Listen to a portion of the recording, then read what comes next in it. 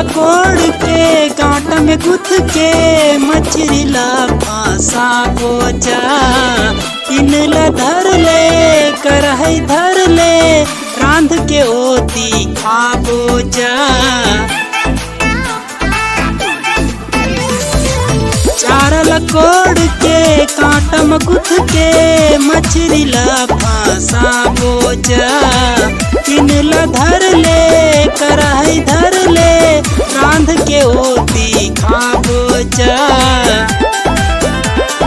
बड़ा मजा आही मछली चखना माँ, बड़ा मजा आही मछली चखना माँ। डबरा में मछली धर बोचा, डबरा मगरी खेल बोचा।